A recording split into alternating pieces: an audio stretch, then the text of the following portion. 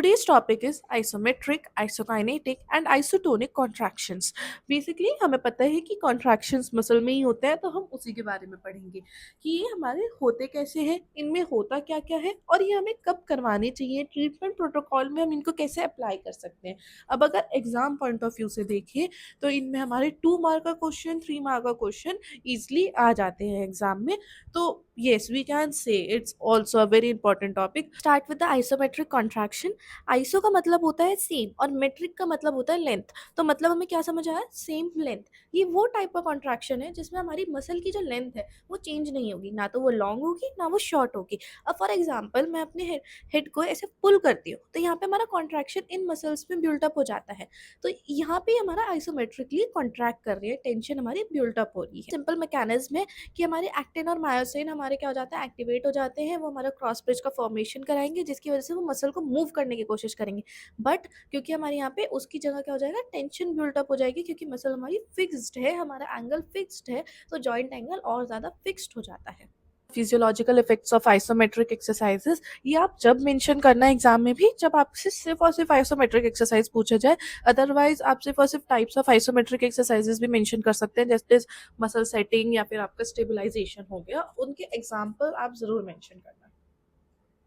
Then we have the dosage. ये होता है मोस्ट इंपॉर्टेंट कि हमें कितनी इंटेंसिटी के साथ कराना है। दैट इज 40 to 60% इंटेंसिटी होनी चाहिए। होल्ड होना चाहिए 5 to 10 सेकेंड्स का होल्ड होना चाहिए। रिपीटिशन 8 to 10 रिपीटिशन होनी चाहिए और फ्रीक्वेंसी हमारी 1 to 3 सेशन पर डे होनी चाहिए। Then the we have contraindications के हाइपरटेंशन, कार्डियक, फ्रैक्चर्स, इन सब में हमें नहीं कराना है। और दूसरा इंडिकेशन से आते हैं कि हमें कब करवाना है, जब मसल बहुत ज़्यादा वीक है, एक्यूट इंजरी है, पोस्ट फ्रैक्चर में हम करवाते हैं और अर्ली रिहैबिलिटेशन में हम करवाते हैं। सो टोनिक कॉन्ट्रैक्शन, अब इसमें क्या होता है, बेसिकली मसल जो होती है ना वो अगेंस्ट रेजिस्टेंस हमारी मूव कर रही है। इसमें हमारी टेंशन तो बिल्डअप होती ही है, बट यहाँ पे हमारी लेंथ जो होती है वो चेंज होती है। आइसो का मतलब क्या है, सेम। टोनिक का मतलब है टोन, यानी यहाँ पे हमारी जो मसल की टोन है वो सेम रहेगी, पर जो मसल की लेंथ है वो चेंज होगी, यानी कि मसल हमारी शॉर्टनिंग या फिर लेंथनिंग उसमें हमारी चाहती है।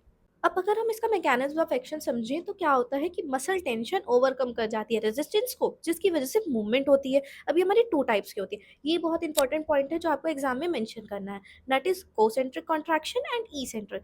कोसेंट्रिक कॉन्ट्रैक्शन का मतलब होता है मसल का छोटा हो जाना, मसल फाइबर्स आपस में पास पास आ जाते हैं। ईसेंट्रिक में हमारा क्या होता है, मसल फाइबर एक्सपेंड कर जाते हैं, जिसकी वजह से लेंथ और ज़्यादा इंक्रीज हो जाती है। स्टेटिस्टिक्स आते हैं कि रेंज ऑफ मोशन फुल होनी चाहिए, बेटर सर्कुलेशन, इंप्रूव कोऑर्डिनेशन, ये सब इसके कैरेक्टरिस्टिक्स आ गए। फिर इसका आता है principle. The most important principle is overload principle. ये वाइवा में पूछा भी जाता है कि इसके टाइप्स क्या है और इसका प्रिंसिपल क्या होता है। कि प्रिंसिपल ये होता है, ओवरलोड प्रिंसिपल का मतलब है कि लोड धीरे धीरे इंक्रीज करो, रेजिस्टेंस एकदम से ज़्यादा मत दो, पहले कम दो फिर ज़्यादा दो। अब इसमें हम रेजिस्टेंस कितनी तरीके से दे सकते हैं। सबसे पहले हम रेजिस्टेंस वेट की मदद से दे सकते हैं, थेरेपिस्ट अपने हैंड की मदद से दे सकता है, डंबल्स वगैरह का यूज़ करा जाता है रेजिस्टेंस देने के लिए। अब इसकी भी डोसेज आती है, इंटेंसिटी और फ्रीक्वेंसी। इंटेंसिटी इसकी 60 to 80% रहती है। सेट अगर हम देखें तो 2 to 4 सेट में हम इसको करवाते हैं और रिपीटिशन हम 8 to 12 रिपीटिशन इसके करवाते हैं। Last topic of today's video that is isokinetic contraction. Iso का मतलब क्या हुआ, सेम। काइनेटिक का मतलब होता है यहाँ पे स्पीड, यानी कि वो मूवमेंट जिसमें हमारी speed through out the movement हमारी सेम है। जैसे कि ट्रेडमिल पे कोई रन कर रहा है, ट्रेडमिल पे कोई भाग रहा है, तो उसकी स्पीड जो होती है वो सेम रहती है एक ही एक्टिविटी को रिपीटेडली परफॉर्म करते हुए। तो ये होता है हमारे आइसोकाइनेटिक कॉन्ट्रैक्शंस। यहाँ पे मसल हमारी स्पीड की वजह से बार बार कॉन्ट्रैक्ट कर रही होती है। यहाँ पे हमें मेन ध्यान देना होता है कि मसल हमारी ओवर फटीग में ना चली जाए उससे, क्योंकि बाद में बहुत ज़्यादा मसल सोरनेस वगैरह हो जाती है। हमारा डायनामिक मसल कॉन्ट्रैक्शंस होते हैं। अगर हम इसके टाइप देखें तो हमारा slow, medium and high velocity होता है। ये हम एडवांस लेवल पे करवाते हैं जब हमारा पेशेंट जो है वो काफ़ी ज़्यादा स्ट्रेंथ गेन कर चुका हो। आइसोटोनिक, आइसोमेट्रिक कॉन्ट्रैक्शंस के बाद हम इसको करवाते हैं, स्टार्टिंग में कभी यूज़ नहीं करते। मोस्टली एसीएल रिहैबिलिटेशन और एथलेटिक पेशेंट्स में यूज़ करी जाती है।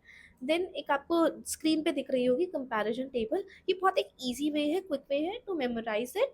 फिर आता है हमारे पास क्लिनिकल प्रोग्रेशन, हमें कैसे जाना चाहिए। मैंने आपको बताया जैसे कि आइसोकाइनेटिक सबसे आखिर में, सबसे पहले हम आइसोमेट्रिक पे फोकस करते हैं, देन आइसोटोनिक पे, देन आइसोकाइनेटिक पे। अब the most interesting and the most awaiting part, the viva questions. तो यहाँ पे आपको कुछ क्वेश्चंस दिख रहे होंगे जो कि बहुत ज़्यादा इंपॉर्टेंट है और वाइवा में बेसिकली पूछे जाते हैं, इवन एग्जाम्स में भी। ये याद रखिए, इस टॉपिक से 2 मार्कर, 3 मार्कर, 4 मार्कर कुछ भी आ सकता है। So okay, do like, follow and subscribe my channel, and my Instagram handle is the growing physio. For more such tips you can also follow me there. तो मिलते हैं next video में।